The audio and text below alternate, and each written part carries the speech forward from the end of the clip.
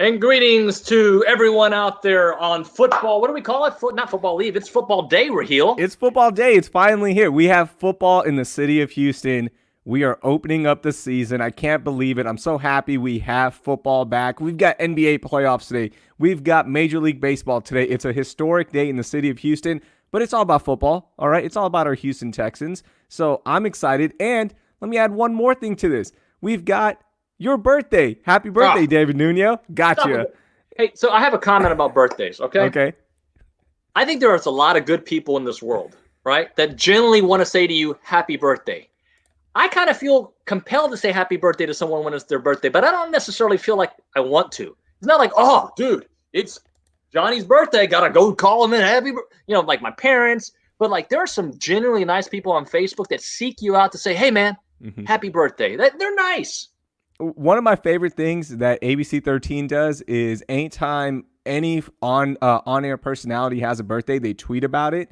And for the most part, I think everyone appreciates it. Me knowing you on a brother level, I know you hate it. And you don't like that, like random people wishing you happy birthday. So this morning, when I saw that picture of you holding Thor's hammer, I was so happy. I was so happy because I knew you're going to have a miserable day with responding to everybody. No, I don't mind it. I just don't want to do it. And by the way, my brother texted me this morning and called me happy birthday. My greatest friends in the world, Carlos, Damien, Juan, the Shreksic, and they all called and texted happy birthday. People that I've never met, but nothing from my little buddy Raheel. Not a hello, not a Nothing. happy birthday, nothing like, hey man, what can we do to celebrate? In fact, I'm a little upset and perturbed. Yeah, you know why? Because I was waiting until this show because I wanted to do it on air in front of millions of people. That's why, David. So happy birthday. And I'm going to be dropping off your birthday present, I think, this weekend. Oh yeah, Yeah, I'm yeah. sure. So there you So go, buddy. hey, enough about me. Unless we want to talk about me. Texans starting today. Rockets playing in a playoff game. Astros playing an afternoon game. For Houston sports fans, it is an amazing day. Now people are telling me, "Hey man, it's your birthday. It's got to be the greatest birthday ever." It is, but it isn't because I'm on TV like literally every hour of the day. So like my parents are like, "Can I come by and bring you some birthday money or cake or something?" I'm like, "Nah, I'm on TV and I got to do this show with Raheel." Hey, Carolyn, we do care.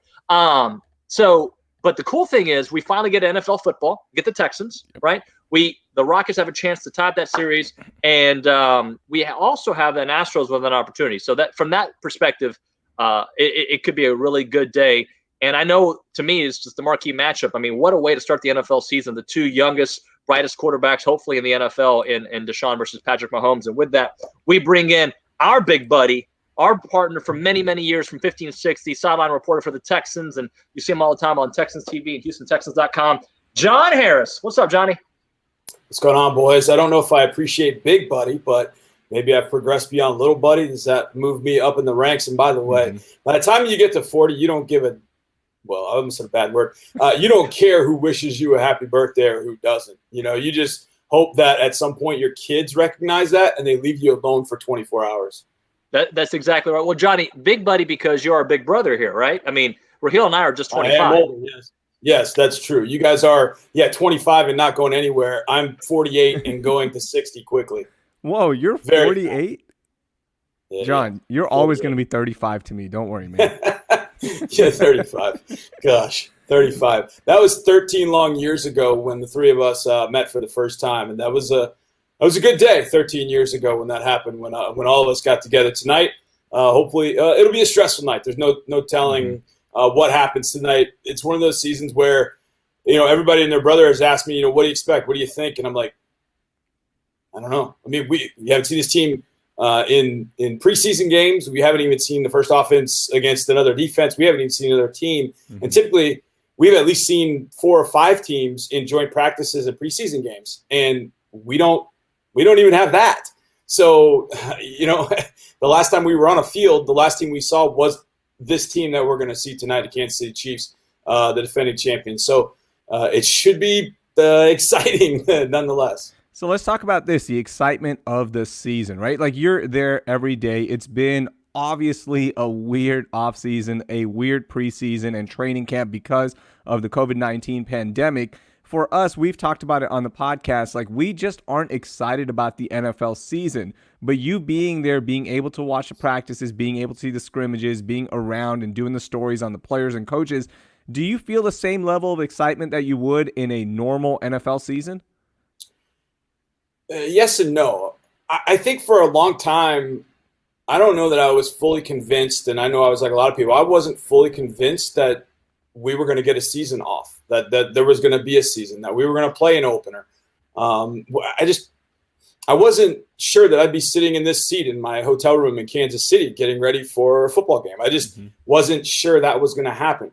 But then during training camp, you started seeing the fact that teams, and of course the Texans, were not positively testing for COVID. And you're like, well, now they're hitting with pads and they're not, so maybe. And then it's kept kind of rolling, and it's like, all right, well, maybe this thing is on. And so I think for me, the excitement is really kind of ramped up a little bit. I think the other side of it is, for me, it's going to be much different because I'm not actually on the sideline. And so tonight they're putting me in some operational zone, which I don't know where that's going to be, what it's going to be. And so for the last, 72 hours, I'm not totally sure where exactly I'm going to go. So I know that people out there may not care about it, but I do because that's my particular job. So hopefully we can get things done tonight. Hopefully it won't be too bad. The biggest thing for me tonight might be the rain.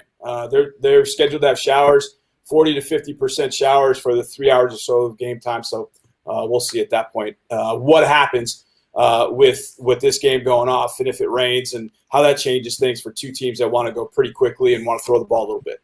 Johnny, what's the strategy here? So, last time the Texans, they got on a shootout, especially early, and they were moving, but they knew that they had to keep scoring because they knew Kansas City would be able to turn it on. Do they kind of still use that same methodology this year with especially a lot more spread out offense, or do they try to control the clock a little bit more? You do got David Johnson in the backfield, try to limit the possessions. Well, in week 6, they won with nearly 40 minutes of time possession. And then in the playoff game, it didn't come to fruition. Now, the first half of that playoff game was so out of whack and just so disjointed because we get the big lead, then they come on back. And I don't think either offense really kind of found itself, I guess, until the second half because they were on short fields the whole time. But in the second half, they got it rolling, and we couldn't. And we could not get back to that point where we were getting a stop and could get the ball back to our offense to at least get it going. So that's the key to me. I think it's somewhere in between that. I don't know that we're going to get the 40 minutes of time of possession against these guys because they're pretty darn good. But I do think that we can get in that 30 to 35 range. But here's the biggest thing to me, as obvious as this sounds, but I think there's a philosophy that goes with it, and that is you guys say no layups. I say no field goals. You can't be settling for field goals in this game. Now, if you're at the 40-yard line and you're 4th and 12 and you think Kaimi can bang one home in the rain for 57, okay, that's one thing. But if you're 4th and 2 down inside the 25-yard line, you're thinking if I kick a field goal and I give it back to them and they go down and score, you're -4 on that possession. So you got to be thinking it's touchdowns really or bust. And I think there was one moment in the game last year where they got in that situation up 21-0, and they're like, look, it's 21-0. Let's get points up the board and make it 24-0. Instead of keeping the philosophy of let's keep the hammer down and let's keep putting this ball and marching this ball into the end zone and keep forcing them to have to keep scoring touchdowns. Well, then, of course, everything devolved, if you will, in the second quarter. And then we were out of luck at that point. But this has got to be a 3-unit effort tonight. All 3 units last time we played the Chiefs just had complete total breakdowns. Special teams started great, but then faltered. The offense got up early, a long drive for a touchdown, but then they could never get a drive stopper that slowed the Chiefs down. And obviously, defensively, they didn't. 51 straight points. So there's got to be a happy medium there. I think we've got to attack, but we can't just be doing it willy-nilly. We've got to be able to peel back layers of the offensive onion. You mentioned David Johnson, Duke Johnson. Maybe see them together. 3 tight ends you've got, very athletic. Want to see what Collie Waring does. And then you've got the receivers that you can stretch the field vertically. So there's a lot of different things you can do. So I think early in the game, trying each one of those kind of layers out and see which one the Chiefs have the most trouble with, and then try and pick at that for the rest of the game. All right, let's talk about the defense. Anthony Weaver, a guy that we're familiar with from back in our radio days, just a brilliant defensive guy. let's talk about this defense, because we hear that it's going to be faster. The philosophy is going to change. And I know without the lack of preseason games, this is going to be tough to execute a defense, and tackling is going to be interesting. But based on what you've seen, what is this defense really going to look like, and what can we expect tonight against the Chiefs? Well, when it comes to tackling, nobody has any clue. I mean, all 32. No, I don't think any team across the league was brave enough to have anybody tackle full out, unless it was the developmental squads that were tackling on hard knocks with Sean McVay and the Rams. Other than that, everybody was just thudding up, and that was it. So tackling could be a major issue tonight. It may not be in week 1, but weeks 2, 3, and 4 might be a little shoddy as guys' bodies start to get used to the constant hitting each and every Sunday. So the tackling obviously is going to be an issue. But I think if you look at the makeup, just look at the makeup of guys up front. In 2016, we had Vince Wilfork and DJ Reader up front. I mean, I was about 700 pounds within 2 guys. Now we've got guys like Charles Omenihu, 285, 290, long arm, athletic, agile. You got Ross Blacklock, 6'3", 300, long arms, thick trunk, quick, agile, can penetrate, get upfield. You have different type guys. And, of course, you've got 99, who's 6'6", 290, and is just a complete jungle cat. He could play anywhere up and down the line of scrimmage. So from that perspective, the defense is built differently. And it's built more like a defense that has to face the teams in the NFL now. Teams like the Chiefs, teams like the Ravens. Now, I know the Ravens will want to pound the rock a little bit, but they do it in such a way that they kind of spread you out with some of the option stuff, some of the quarterback run stuff. So you've got to be quicker and agile up front, and I think you'll see that. But also with Anthony Weaver, he's got some Rex Ryan in him, of course, having coached with Rex. So he's not scared to send some pressure and bring some heat when needed. And I think that might be something that's a little different, like, whoa, where did that blitzer come from? And I think that's going to be something tonight that we're going to see. We didn't see everything in training camp. I guarantee you that they have, and Anthony's got his back pocket. But tonight against Patrick Mahomes, you might need to see it. Johnny, Greg Bailey, our sports director, has been at all the open practices that our media are allowed to be at. And he says the big thing that strikes him is how Deshaun has taken his leadership and his skills to another level. Now, we've watched this guy on the field the last couple of years, and he has obviously had that since day one. But how does somebody who's got that take it to the next step? What have you seen that stands out about Deshaun? Well, I think Greg's on it. I think it's just been his complete understanding of the offense to be able to shift and move guys, to be able to look at the defense. And that's the other side of this is he knows what the play call is. He knows where everybody in his offense should be. But now look at the defense and say, okay, I think they're in this coverage. I think they're here. I think this guy's coming. I think that guy's dropping. So let's make this guy the mic point. Let's change this. Let's slide the protection. And he and Nick Martin, the center, are working, a lot together off the field, and they work together on the field to make sure that those things are taken care of. Deshaun's in complete and total command of everything. Can he change things to the line of scrimmage? Of course. Will he want to? We'll find out, obviously. But he's got everything right there, and he knows it backwards and forwards. Now it's 4th year in it. He's probably the most – I don't know the right way of saying this, but he and Tim Kelly know this offense probably better than anybody. And they've put some different Deshaun specialized and 2020 offensive wrinkles in for this group, just like they did last year. We started seeing that RPO package, a little flip out to Darren Fells. That was something they kind of added as the year wore on last year. So I think we're going to see some new wrinkles because Deshaun has such a mastery of the offense. So, okay, look, you've mastered this part, so let's go a little bit more. And now you've got a truly diversified offense that really is at his fingertips. And if you have that and he understands what he's seeing and the game is slowing down, there's no telling what this offense can be with everybody healthy. All right, I know you got to get going, Johnny. Johnny's actually in Kansas City, everyone. He's just about to head to the stadium to get ready for tonight's game. Nuno, you got one more, right? Yeah. Hey, Johnny, so I want to run something tonight at 9 o'clock, and the game's going to be going on. So I just want to get you to kind of forecast what you think this Texans team could look like. There's going to be some bumps in the road. There's going to be some challenges, obviously. But when you see this team, what kind of Texans team do you think we're going to get here in 2020? You got to go soundbite mode. Heritage. Yeah, I need content. Okay, here we go. You get soundbite. If I say dependable, tough, smart, is that what you want me to say? You want me to say dependable, like 25 tough, seconds, smart? John? That'd be great. 25-second soundbite? Okay, here's what I expect. The Texans will go out and play hard. Is that what you wanted? I don't know. What do you want? They're going to go and win this game by 30 points? I don't know. No, I'm just saying, like, when you see this team, I mean, they are closer Is he trying to to the squeeze goal? work out of me now that he's going to use then later on? What? I mean, I Johnny, understand multitasking. give and a all. best Just give case, me an answer, bro. Yeah, give a best case scenario and a worst case scenario, and then he'll pick out of the two which one to run How the during game the is game. going. No, I don't want the game. I want long-term how this team looks. Are they closer to their goal than they were last year, John? How about that? Yeah, I think this team is more talented than it's been. I think it is quicker. I think the team speed is probably better than it's been since I've been covering this team. I don't remember a Texas team being this fast across the board. Now, you got to know how to manage that and utilize that. But this team is talented.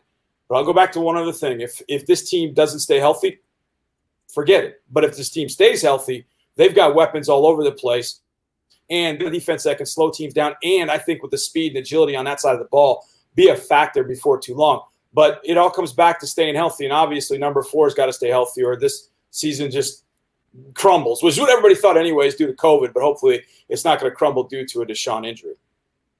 How is that, Nuno? Is that was good for easy. you? I could use it early. I can use it late. I can even come back to it in 3 months. Say, John Harris told us on No Layups back on September the 10th, hey, John, you haven't said happy birthday. Wow, John. Just saying. Am I done on the show? Yeah, Well, wish him happy Am I birthday. done? Give him a happy birthday. Dudes don't wish dudes happy birthday, man. I'm just telling Agreed. you. Dudes don't wish dudes happy birthday. No, I'll say this. You don't seek out dudes to wish them happy birthday. Because I guarantee you two don't know when my birthday is, which is probably a good thing. May So- 13th. You're not on Facebook, John, so no, we don't. We don't get the updates. No. I don't exist. I'm not on Facebook. I'm on Facebook. I don't exist. I think it's kind of the formula, the way it goes. Well, I mean, happy birthday, Nuno. Are you 30 yet? 44 today, buddy. 44. You lie. You lie very well. You lie very well. Harris, what Thank you, month is your brother. birthday? 44. Give me your month. I bet you I can get the date. June. Oh, it's total madness, my friend. December. I'm going to try to guess it. It's I'll March. figure it out. March Madness. Oh, March March 31st. Madness. Okay. there That's you what I go. just said. When Happy you said it, I belated. said it. You remember March 31st? Yeah. Happy belated. Yeah, I turned John. 48, which feels like how many ever Dude. months. I don't remember. March 31st was however long ago. I had a COVID birthday and I was all mad about it, but then everybody in our house did except for my son. So what are you gonna do, man? What are you going to do? Man, we're so happy for you. You are awesome at what you do. Good luck tonight. Starting up another NFL season, Johnny. How cool is that? I know it's going to be a strange one, but Yeah. at least this will get us back to something that we remember in being terms of normal. Yeah, I hope so, Rio. I mean, we're all accustomed in some sense to watching football at this time of year, so we're getting that. I don't think we're accustomed to seeing NBA, Major League Baseball, and NFL at this time of year. So this should be a pretty special day. I will say, the one time that I know the Astros and the Texans played on the same day was Game 5 of the 2017 World Series, and we played up in Seattle, and that was almost one of the greatest sports days ever in Houston. I mean, that game in Seattle was unbelievable. And then we were actually driving by Minute Maid on the way home. That's how long that game was. And we were like getting different updates on the plane to what was going on. And it was like, oh my God, this game, and we're flying back. I remember seeing Shane Leckler in Altuve jersey on the way home. I mean, it was just incredible. Then of course the Astros win, and then the very next day Deshaun gets hurt. It's like, oh my gosh. But that day, I remember that day distinctly. Like I remember waking up that day going, this is going to be an amazing day in the city of Houston. And it was that close, man. That close. Johnny, I was on that flight with you guys, and I remember when they That's would right. give us updates on the plane, the whole team right. was clapping like, "Yeah, they're coming!" back." Like you Yeah. could hear it. It was so much energy. But Yeah. Johnny, we love you, man. Thanks so much for joining us. We're gonna have OD on with us Appreciate in you, about boys. 10 minutes, man. Yeah, man. You guys are the best, man. Love you guys always, and we'll talk to you soon. See you Happy later, Johnny. There he is, John Harris, man. I'm so happy. He is like built for that role. Sideline reporter, football analyst for the Houston Texans. And him talking about the defense, I have my doubts. I don't know because I haven't seen them, David. I don't know what they're going to look like. I don't know if this is a pipe dream, that this is going to be a faster defense. The secondary is going to have some issues, but so many secondaries do, right? In today's NFL, it's going to be tough. I just hearing him, because John usually keeps it pretty, down the middle in terms of here it is. Here are the facts. Here's what we expect. Here's what I've seen. He's not sugarcoating it. I'm kind of excited for this defense now. So, look, I think with the Texans, this is what I hear from fans online when I talk to them. they don't really care about right now. And it's the same thing with the Rockets, right? What are you going to show me when it matters? How are you going to play against the top teams in all of sports, right? And the Rockets are kind of going through that right now. Some of the problems we've seen James Harden have in the postseason have kind of blown up in the middle of the fourth quarter. Russell Westbrook, who they traded to get because CP3 was getting hurt so often, has been sometimes an issue for this team when it matters and in games. So, and CP3 was the reason, not the only reason, but a huge reason that the Thunder were able to maximize that series. Same thing with the Texans. What are you going to do when it matters? Do we all believe that this is a 9-10 win team? Probably. This is probably the first year, though, Raheel, I haven't gone through each week of the season, but like, win, loss, win, win, loss, loss, loss, win. Like I didn't do that this year because it's without Hop. Not that they can't be better without Hop, because I think they can be the way they've fixed those offensive holes. But without Hop, there's still a lot of question marks. A new defensive coordinator, a lot of question marks. How's Deshaun going to play? How's David Johnson going to play? How's the offensive line going to hold up? There's a lot of questions behind it. And not only that, within your division, the Tennessee Titans have gotten better, right? That's a team that's coming off an experienced run, getting to the AFC Championship game. They added Jadeveon Clowney, by the way, for those of you that missed that. So they've gotten better, and you think they're going to be a challenger within the AFC South. So different teams are rising as well. For a long time there, it was the Houston Texans and everybody else, even though Blake Bortles and the Jags got to the AFC Championship game. Andrew Luck retired, so we know what's happened since then. The Colts are going to be different with Phillip Rivers. So there's just so many different factors and so many different things going on, not only within the team that you mentioned, but also within the division. So this is going to be a season that I can't predict it. I don't know if they're going to get to 9 wins. I don't know if they get to 12. Who knows, right? But usually you have a good grasp on things. This time it's even harder because we don't even know what's happening with other teams. You don't know. You haven't seen any of the preseason games. You haven't seen how these quarterbacks are going to look at all. So it's really a toss-up of a season. I feel disconnected with the team as somebody who's been at last 13 training camps, not being there other than Zooms. I feel disconnected. I understand, and Todd, I believe it was Todd who put a note there a moment ago about the defense was bad last year. They didn't get any better. Look, there's a couple ways to look at it. Was the defense bad because of the scheme? Was it because they were aging? Was it because the young players, Lonnie Johnson, for instance, had those guys been able to take a step up? Were they able to put a pass rush up to help the secondary?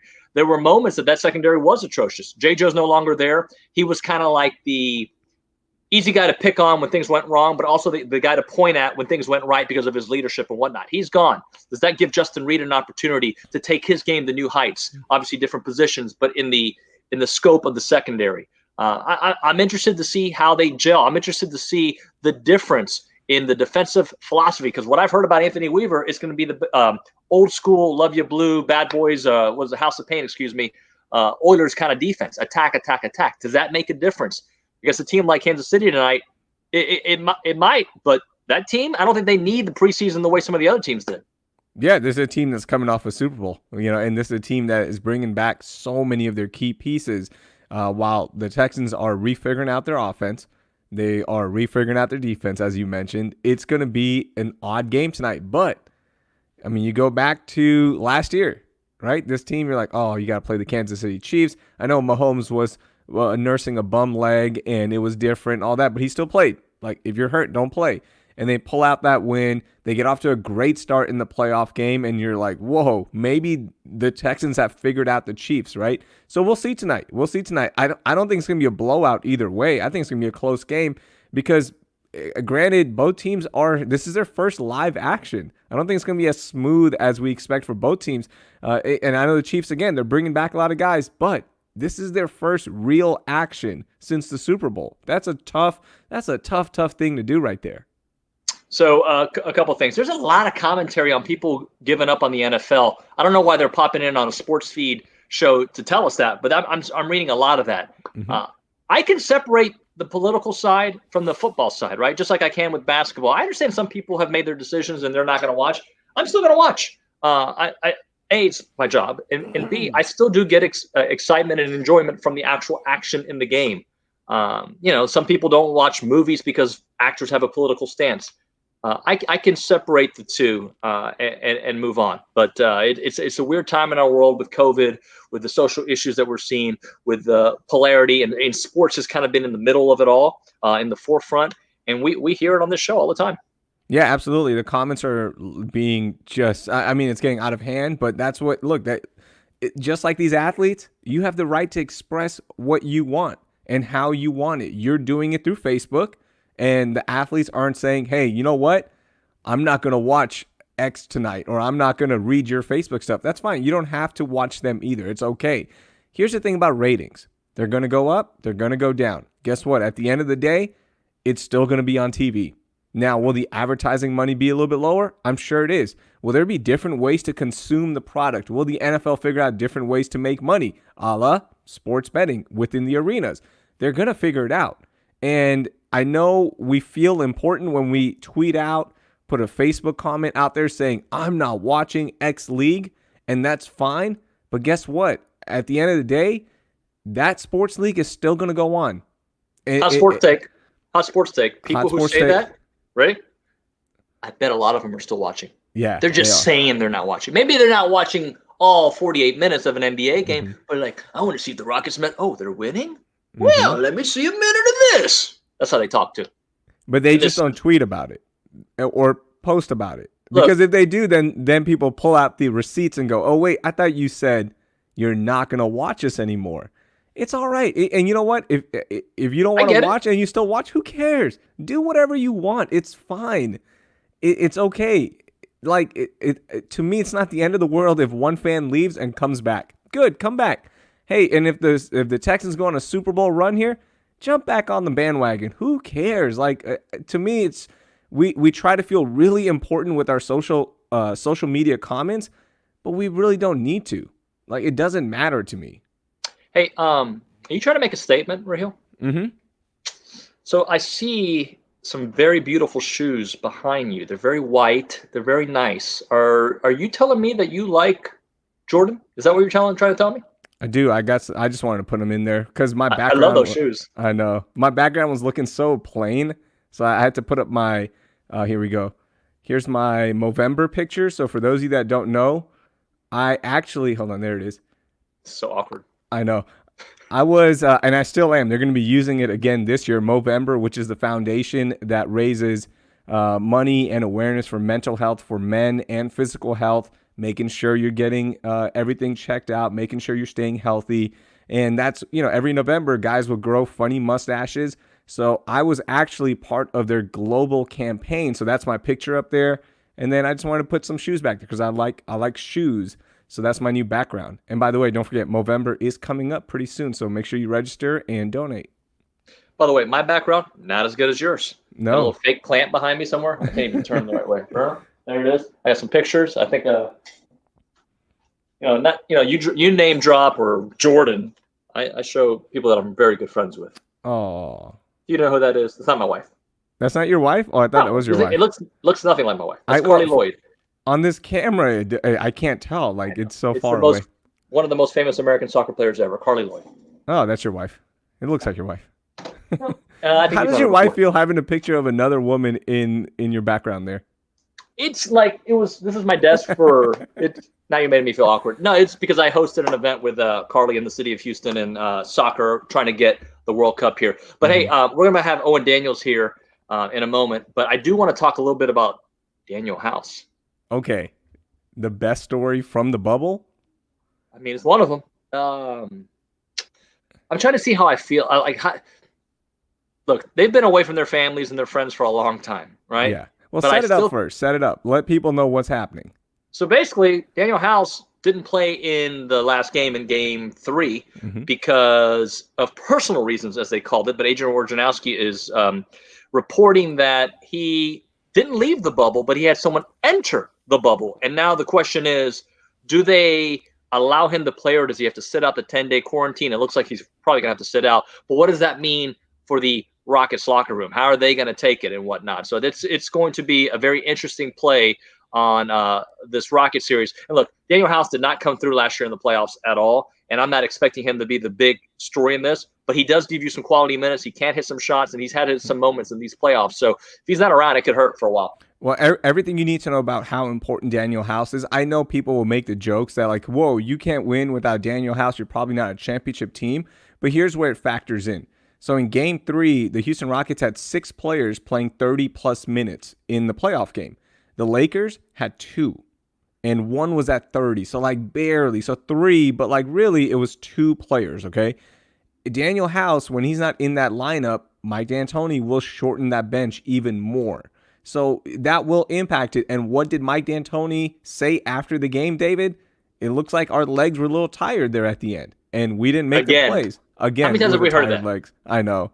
Bro. I know. But that's where Daniel House's minutes are important, is when you have to mess up your rotation and your minutes, and you can't give players their normal breaks that will hopefully optimize them for the end of the game, where most NBA games are won, that's what happens. So that's why he's important. And the story is so wild, man. Like, there's so many rumors out there and who was being snuck in. We're not going to get into the rumor mill. You can just Google it and figure it out yourself. But man, that's like the best NBA bubble story yet. Hey, so what I would like to do now is give props to one of my favorite weathercasters in the world. All right. I don't know if you know this. I don't know if meteorologist is the right term, but Owen Daniels, not only one of our best friends out there, he tweets about the weather. He's done weather. This guy does it all. And we're going to talk a little football with our guy. What's up, OD? What's up, guys? What's up, man? How y'all doing? Doing all right. Look at OD's background. Now, that is a legit background. Yeah. This is a guy who's accomplished some stuff in life. Look at that. I had like a makeshift background. You've got like actual accomplishments. Those are fake balls. Those aren't real. That's a replica helmet. Hey, Owen, man, I we love catching up with you. We can talk movies, we can talk life, we can talk social issues, we can talk football. But tonight the NFL season starts, and it's been a couple years for you. Just your excitement level when you see some of your old teammates and some of your older organizations hit the field. Obviously, the Texans starting tonight. Yeah, fifth season out. I think this season probably more than ever. I think we're all just super excited to have football back in any type of capacity. Having no preseason games to kind of get us all kind of warmed up for the season and kind of get our juices flowing for that. We're just going straight into it. And the fact that they're starting on time and everything's looking like it's going pretty smooth, that's great news for everybody. How important is training camp and preseason games? Well, I only knew one way to do it, right? So I always thought it was important to get out there against some live action that, you could see some things you necessarily weren't prepared for. And you could actually practice preparing for a team. And just in the small capacity that the preseason is, but to kind of ramp up like that is as long as training camp was, that kind of broke it up a little bit as far as getting out there and seeing somebody other than the guys you're going up against on your own team every single day. So it's going to be interesting to see how the season starts. I'm sure it'll be a little bit sloppy. Maybe the offenses will be a little bit ahead of the defenses, but it'll be fun to see. It'll be exciting nonetheless, either way it goes. I might be wrong here, Owen, but I believe you had 1 year with Hop with the Texans. Am I right about that? That is correct. Yeah. So when you saw that they traded Hop, I mean, all of us were like, what in the world? What were you thinking? And can it work out okay for the Texans? You see this happen enough to where, there's very, very few people in the league that you'd be surprised to get dealt or for them to be moved around, whatever it is, whether it's released or traded. Now, a guy like Hop, who's so consistent and a big-time playmaker, I think I was in the same boat as everyone else in terms of how we can let this guy go, and then how we not gonna get some big time stuff in return for him, type of stuff. So I think a lot of people in Houston are on the same page, looking at that, like questioning those type of things, questioning what we would give up to get certain people, and then hey, I'm sure we're all hoping that that left tackle Laramie Tunsil is like a great player for years to come. You give up a first rounder for him and then not getting one for Hop just seems a little bit counterintuitive to me. But hopefully with the pieces they got and the picks they got, they can make it work.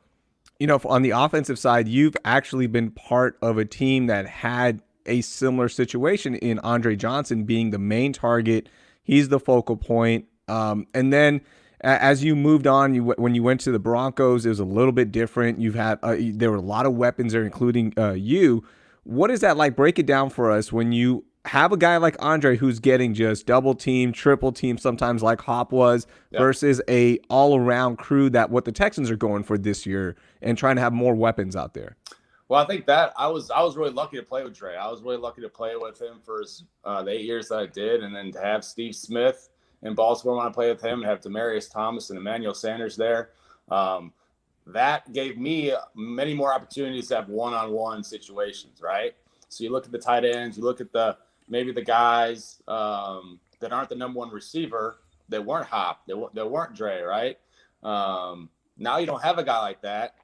So those other guys, it's going to be harder to get open. They're going to have an extra guy for those other guys. Like you're saying, Dre's always got a guy over the top. So that left me in a lot of man-to-man situations where I could get myself in position to win and to make some plays. And without Dre, the defenses can do things a little bit differently. They can say, okay, this guy's hot. This tight end's hot. He's been hot the last couple of weeks. Let's take him away. Or say, hey, Randall Cobb's been hot, man. Let's shut him down. So when you don't have one guy to kind of focus on, that it works a couple different ways. The ball gets spread around a little bit more. But at the same time, you don't have as many one-on-one situations you can work with. Oh, and I want to talk to you about Deshaun and what he brings to the team, but I kind of want to go back to when Matt Schaub was your quarterback. His finish in Houston, obviously not the best, but there was a time that guy, I don't know if elite's the right word, but he was a quarterback you could win with. Just what are your memories of playing with Matt and just kind of the way things spiraled out of control? I love playing with Matt. He threw for over 5,000 yards. Not a lot of quarterbacks in the history of the NFL that have done that. And, we had a role in there for a few years and some success in the playoffs there. And it was one of those seasons where, hey, yeah, you can look at Matt. You can look at Matt that 2013 season. The team also went 2-14 that year. And it's always going to be looked to the quarterback. Like that's the main focal point. That's the problem. That's the issue. QBs tend to get more credit when things go well and more blame when things go bad. I don't know how well the defense was playing that year. I don't really remember that stuff. I was hurt I got hurt the fifth game, was out the remainder of the year. But that was the year, honestly, the Texans could have gone 0-16. We came back in those first two games to, really grit out some wins there. And then things went downhill. So, I got a ton of respect for Matt. He's still doing the damn thing somehow, some way. So he's just a guy I think has been consistent. To compare Matt and Deshaun, their skill sets are a little bit different. Just a little. You looked at Matt to be the, I think he has some things that Deshaun doesn't have. Deshaun has a lot of athletic ability that Matt doesn't have, but Matt had great timing, right? Matt had great anticipation. Matt had a firm grasp of the offense as far as, what the defenses would be giving him and how we were going to be able to be successful against that. And so he wasn't able to just rely on that athletic ability to get out of trouble. So hopefully you see that from Deshaun going forward. I know he's a guy that studies. He loves game of football. He's obviously super athletic. And we want him to be athletic and durable for as long as possible, right? Yeah. So hopefully it gets to the point where he can be in a position where he's protected a lot. Like I feel like Matt was protected pretty well in those days. And you don't want that to become less of a focus just because you have a super athletic, elusive quarterback. You want to still take those, leave those hits off of them and keep him doing that for as long as possible. So would Matt Schaub be? I'm trying to make a car comparison. He's like he was dependable. He performed when needed Honda to. Accord. See, I was gonna say a Honda Accord or Toyota Camry, but I didn't want OD to be like, yo, that's disrespectful. But it's also a very successful car. Those are two really successful models. And then Deshaun would be like a Ford Mustang, right? Really good. There's some times that you go, hey man, there's no reason to go 60 there. Okay, there's no like maybe you should have just gone 35 in the neighborhood. What would it be? Right. Sometimes you just sometimes that you don't even feel like you're going that fast. In those cars, you don't right? need to. Yeah. So like there's kids playing. How fast you're going. You gotta have a little bit more awareness when you got a little bit bigger engine in that under the hood there. Just because you got the speed, you don't have to use it. Exactly. Oh, when you watch a game, do you watch a game as a football player still, or do you watch it from a fan's perspective? Like, I can like when I watch the news and I watch other stations, I'm like, that guy's terrible. Oh, that guy's pretty good. Like, oh, I am. How do you watch a game? Hold on. Can you break down news for us, David? You know what? What are you looking for? Yeah, when I watch meteorologists on TV, I'm like, that guy is just trying to spread fear. You know, right? Like this fear monger me. No, tell me the truth, type of thing. Yeah. Whether it's good or whether it's bad, I just want the honest truth. Yeah,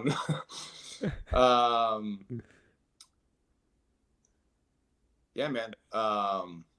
OD's like, what you I ask? think you forgot the question. Yeah. So when I watch, so it's hard. So like, it's hard to watch. Just because of the camera angles, it's hard to watch it as a player because everyone runs out the screen and you're like, all right. Like I could guess what the coverage was pre-snap, and then it's hard to see stuff develop. It's great for line play if you're into that, into watching combination blocks and pass protections and things like that. But you know, for most fans, they follow the ball around, and so I try not to be too critical of guys. I just think I just have honest reactions to what I see. Kind of a fan. It would be like. For me to really look at more as like a player, like analyzing the game, I would have to see like that all 22 film, make sure I see the whole field and see things develop and things change. But I'm watching right now. I try to watch for fun and I still react to big hits. And I think back and like, holy moly, dude! Like I don't even know how these guys are doing that. Like this is crazy. Like that one had to hurt. Type of thing. So, just recognize the good stuff. Try not to be too critical of guys just because, it's a hard game out there. It is. Are cold games really that much harder in terms of the hits? Like, do you feel it a lot more? So like super cold games, it's kind of like if you get a hit because the helmet's colder, right? It's like that plastic holder. It's like, it's hard to put on your head, right? It's like putting on a block of ice on your head if you don't have it, heated up on those nice warm benches, right? The good thing about the cold is that you almost kind of like numb a little bit. So it can like sting and then you're like, okay, it kind of goes away. But yeah, it's catching the ball, I would say definitely hurts the hands more when it's cold because thing is like a rock. And if your hands aren't warmed up, man, that thing is going to it's going to sting and then you're not going to be able to feel your hands. So that's what I remember from playing the cold is just catching the ball. If your hands aren't warm, it's not fun. Oh, and I got one last thing on Texans, then I want to move on to some stuff going on in the world. When you look at this team, do you think they're better than they were last year? That's a good question. I want to say overall, that's a possibility. I'm really excited to see what Anthony Weaver's got dialed up for this defense. I think the defense could be really, really good with their playmakers all over the field, and they have enough pieces on offense to do it. It might be one of those things where I was talking about, like one guy's hot this week, for a couple of weeks, this next guy's hot, and they work that way. But it's going to be relying upon the guys up front like it always is, right? That offensive line's got to be consistent. They got to keep Deshaun clean. They got to, get the running backs past the line of scrimmage and see what they can do after that. So it's weird seeing a big piece of the puzzle leave as far as a playmaker. Percentage of yardage and big time plays that Hop was making. Other people have to step up, and if you got young guys and some veteran guys that have some experience, it kind of reminds me a little bit of what we had in Baltimore as far as. Steve Smith was a guy. He was the man. I love playing with that guy. I don't necessarily would, Hop and Smitty are different guys. But as far as the other contributors and role players, reminds me of that type of an offense. So, and we were successful that year. We had a really good running game with Justin Forsett, and our offensive line played really, really well that whole season. So. It's going to be up to the boys up front. As they go, the Texans offense will go for sure. Hey, Owen, one of the things that I've enjoyed and I've seen a lot from you is how outspoken you are on Twitter and on social media about the things going on in our world. You have really taken a stand, and I just want to talk a little bit about your passion behind it, because from the beginning, you've been very outspoken about the Black Lives Matter movement, about your teammates in the past and how people should be treated. Just talk a little bit about your passion behind it. I think these days you hear more and more guys look like me who've been in football locker rooms their whole life. Well, usually it starts when you go to college. I went to high school with a bunch of white guys, right?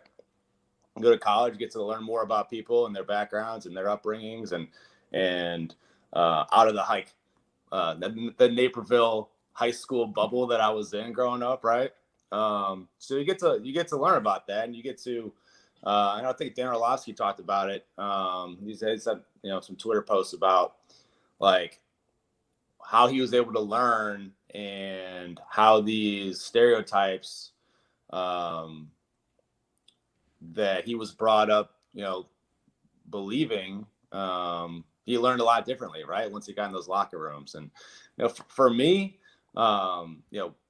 watching my fellow brothers in the locker room, white, black, everyone works hard. Everyone sacrifices. And everyone comes from a different background. And that's what makes an NFL locker room so awesome to learn from, so awesome to be a part of. So without that, I don't think I'd have that kind of perspective that I have, and really be confident to be that outspoken about who these men are. And it's just like, I think that's just the day and age we're living in. The people who aren't affected need to be outspoken. They need to be leading the way, because we're not the ones suffering, right? We're not the ones dealing with everything that people of color have to deal with on a daily basis. And there's no way I could ever understand what they go through. All I can do is be supportive and ask questions and trying to shine a light on that stuff, right? So to me, it's just about being a good person. We're all humans, and we can get all type of cliches about that stuff, but really it's about, everyone should be treated equal no matter what. Mm-hmm. And this whole stuff that's been going on has really opened up my eyes. And I don't think it was necessarily like for me, that I didn't like know about slavery or know about all this police brutality growing up. I think it's like there's just been more of a light shined on it, and the history of the United States and what way maybe we were taught growing up. And I think a lot of times as white people, we don't want to admit that stuff actually happened and that stuff was real. And we just want to deny it and pretend that we had nothing to do with it. So, my stance is just to stick up for people. You don't want to say you don't see color, but you got to see color. You got to be able to see it because it matters. So when people say I don't see color, that's something that's like, that's a red flag to me. Yeah. You got to be able to see it because that's kind of the issue, right? That's the crux of the issue. So I'm going to keep doing it. Keep trying to help. I don't want to be one of those people that just posted a blacked out image on that one day and then have it be it. I got to keep going. People look like me, got to keep going and being outspoken about this stuff for there to be change made. It's so funny. One of the things that we forget, growing up, and I mean, we all have young kids, and I'm teaching my 5-year-old daughter about empathy, right? And what that means and why that's important, as not only when it pertains to what we're talking about right now, but just in general, right? Like having empathy, understanding what other people are going through as well. And it's so wild for me to see people lose that basic empathetic feeling that we learn as kids, that we employ in other facets of our life, but then we forget it and we don't take the time to empathize and start posting wild stuff. And you're like, man, just take that moment and just go back to a basic feeling that we have and a basic understanding and see how much that changes your understanding of what's going on right now. Absolutely. I'm trying to, my kid, I have a 5-year-old and 3-year-old. So they're right at that point where they can kind of start to, we can start to teach them about that type of thing. They can have like a little, like grasp the concept a little bit. And yeah, I mean, it's about empathy. It's about being mindful of others. So when I'm driving down the street, stuff that I've learned over the past couple of years, with the personal work that I've done with myself, therapy and things like that, like, hey, there's someone driving down the road and they cut you off to get over to that exit and you get all pissed off and flip them off or cuss them out in your car. Like, what the hell's wrong with this dude? Like, hey, maybe they got pulled over earlier for no reason. Now they're going to be late for work and they got to, put food on the table for their kids. And I've probably done that to somebody, being in a hurry and cutting somebody off. So when something happens to me like that, where I feel like wronged, like I think about, okay, what, where is that person at mentally? What have they been going through? What are the, being flexible in my mindset that way. And it's just part of being an empathetic person, right? And being a loving human being.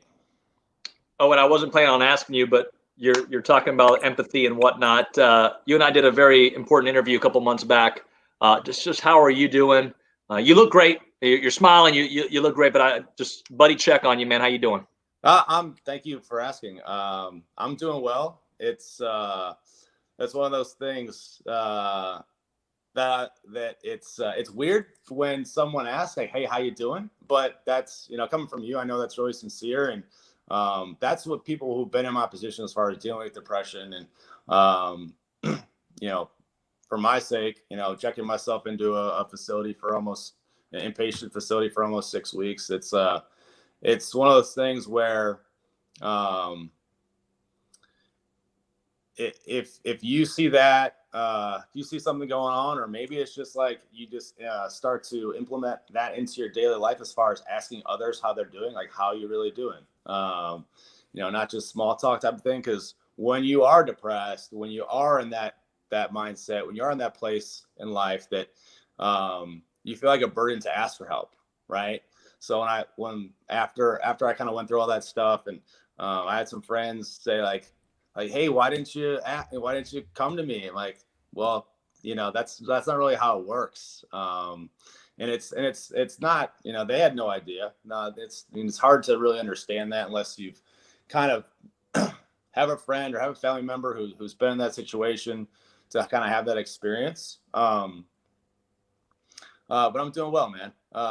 Been continuing. I've been consistent with my therapy on a weekly basis, and that's something that's going to probably continue for as long as I can see, man. It really helps keep me keep my mind flexible, not so black and white, not so extreme with my thoughts. So not every day is a good day, but I got a lot more good days and bad days, and a lot more good moments and bad moments. So and all of that stuff really helps me, keep me focused and keep me on track. And that way, so to speak. So back coaching at Kincaid this year. We're back out there practicing. We got I think our games have been pushed back, so our first game's in a few weeks, and so that's obviously great to be out there, have a purpose, and share my knowledge and experience, and watch guys grow as players and people and see their confidence grow. So that's been awesome. It's been a big part of my happiness for sure. That's awesome to hear, man. And I'm so happy that you're talking about it, because for guys like me, for, fans of yours to hear you talk about what you went through and your focus on mental health, man, it's immeasurable. Like you don't understand, because seeing somebody that was untouchable going through this is like, okay, I'm going through this as well. And, it's okay to have these feelings. It's okay to go get help. So I appreciate you doing that. And it's really awesome. So keep up that great work. And then, of course, working with the young kids, man, that's the best thing right there, right? Like, you can impact the future and help teach them the right and the wrong and how to deal with certain situations. So that's fantastic. Yeah, it's obviously the football experience is one thing, but then just my life experiences and how I approach things mentally now compared to 18 months ago is a night and day difference. And so I'm kind of trying to pass that down the line and get them thinking that way at a young age. So hopefully that'll help them going forward with their futures. Odie, I know you got to go here in a second, but Rahil's got some questions he's got to ask you. It's our 5 questions we ask all our guests, and these answers are major things, man. So get ready for some hard questions. All right, it's the same 5 questions. All right, we are gonna grade you on this, honestly, right? Because we're brothers. That's why. Okay, here we go. Number 1.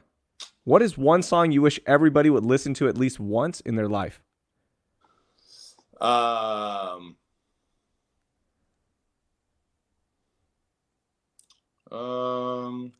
Mesmerized by Wiz Khalifa. All right. Okay. Nice. Got it. That's our first Wiz Khalifa amongst all our interviews. Hey, it's about time we got a little rap representation on this show. Good. I know, right? I thought you were gonna go. Everything's been Van Halen or Duran. Like, come on, give me some rap. Yeah, I thought OD was gonna go with. I can go a whole bunch of ways. I thought you were gonna go with Kanye. Represent Illinois. Yeah. I mean, there's I don't know if I can just pick one. Yeah, it's true. Okay, what's one thing you always have to have in your fridge? I always have to have. Oh, this is new for me. This stuff called Truff hot sauce. Truff, Truff. I have some. Oh, it is so good. I have the black truffle and the white truffle, and it is fire. Yo, I have the white truffle one. This is a premium hot sauce, David. It is premium. Yeah. I got nothing to add. I got no flavor to add to this commentary because I know nothing about it. It's so good. My daughter uses it. It's so good. It's so good. It's perfect. She's like, chicken nuggets and truff, and I'm like, you are being raised in a different way. You don't understand like what you're doing right now. It is top shelf. It is top shelf hot sauce for sure. Yeah, it definitely is. All right, number 3. What is one place you want to visit that you haven't? I always wanted to go to St. Lucia. I've been to some cool islands. Been to the Maldives. Done Hawaii. I think I'd probably St. Lucia or Alaska. Okay. Do you want to go see polar bears, or do you just want like the Alaskan experience of being there and it's day all day long? Yeah, summertime Alaska would be pretty cool. Okay. Yeah, that's our first Alaska for sure, and probably our last. That was the first. Play golf. You could tee off at 8 p.m. It'd be all. Whoa. Playing a little ice golf. I like it. Yeah. Okay, so this shows how naive I am. When I picture Alaska, I picture Rocky and Russia getting ready for the Ivan Drago fight. That's what I picture. I didn't picture like this beautiful place. So my bad. In the Arctic Circle. It doesn't even have to be Alaska. Norway, go up there. It's Northern Lights. See all that stuff. I definitely want to see the Northern Lights. That'd be dope. That'd be awesome. Okay, number 4. Who's one person alive that you want to have coffee with? Ooh, shucks. I got to shake this man's hand. And I told him, hey, sometime once you're done with this job, let's go catch a Bulls game. So to have some coffee with President Obama would be pretty cool. Very good. Nice. Very good. Shoot your shot, OD. I like it. Shooting That's what your I said shot. when we met him at the White House for our little Broncos deal. Like, hey, man, we got to catch a game sometime. He's like, yeah, okay, buddy. Sure. Yeah. What was like, okay, the best case scenario, do you think one of his people would have been like, hey, we can pencil you in for the February 19th matchup against the Pacers? Was that the ideal situation? Yeah. That would have been probably the max I could have ever wished for, right? All right, last one. What's one app you want to delete from your phone, but you just can't? You know what? This is pretty good, actually. I want to delete my weather app because I think there's better ways to get the weather out there. But I like this. It's one's been pretty good for me. It's been consistent. I don't want to necessarily put the app on blast, but the weather app that I use, because I follow a lot of people on Twitter, and I've been to some weather conferences and talked with forecasters in different areas, and they're like, yeah, that's just like a media company now. But that's some big time shade towards the forecasting. It's fake weather. Is that what you're saying? They're actually pretty good, but this show is sponsored. Media company is the thing. Yeah. This show is sponsored by the ABC 13 weather app. I would strongly recommend that you check it out and review a 5-star review. No, I'm kidding. I'll check it out. I'll do that. Yeah. Hey, OD, man, we love you. You know that, man. You've been our good friend for, 14 years now, and we love catching up with you. Love your analysis, and we're going to have to catch you at a Kincaid game soon. Hell yeah. Appreciate it, guys. Thanks for having me. Good to see you. Thanks, brother. Thanks, man. One of the best out there, Owen Daniels, who he can do everything. And I love bringing him to the studio, especially when he was on the Texans doing Inside the Game. He'd come in. He's so good. So I guess I got a lot of stuff to get ready for, Raheel. I almost said a word I shouldn't say on the stream. But I've got the 3 o'clock show, the 4 o'clock show. I got an important meeting. I've got the 6 o'clock, the 9 o'clock, the 10 o'clock. But at least we have some big things to discuss. Maybe the Astros learn how to win again. Maybe. I mean, the whole team's been injured, so losing is, kind of expected. We also have the Rockies with a chance to tie up the series. You go down 3-1, it's a wrap, in my opinion. You tie the series 2-2, you got a chance. You may take it. And you got, obviously, the Texans that no matter what happens tonight, win or lose, people are still going to have their questions, their doubts. If they win, they'll be like, yeah, what are you going to do after the season? They lose, typical Texans. But all they can do is win and silence the haters, right? Yep, absolutely. And it starts right now. Like they're going to be measured on the whole season, not just one game.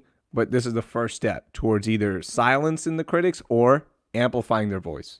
Do you hear that, by the way? I do. It's football time in Houston. No, that's not what I hear. I hear momentum. Me, buddy, we shut you out today. We finally, after the last 4 weeks of domination, you did not get one good question, and I got the good question. So I will take the 1-0 win, and I will take it to next week, and I'm going to use it as momentum. I think I'm down in the series 1-5 or 1-4. I'll go 1-4. Just make it fun. And I'm coming back. Enjoy your birthday, man. Good job. You finally got a win on your birthday with the Good Questions game. Enjoy it. It's going to be a busy day. And make sure you follow us on social media for our insights and opinions on the game. And make sure you subscribe to these to the audio side of this podcast as well. And send it to all your friends. Just look up No Layups with David Nuno and Raheel Ramzanali. Are people still listening, you think? I don't know. Well, thank you if you are. And if you are, you don't have to do this right now, but in the next 4 minutes, please share this content. Tell your friends about it, like Raheel just said, and subscribe, because in the next 4 minutes, Raheel will pick somebody to say hi to. Boom. I can do that. I'll talk to you later, man.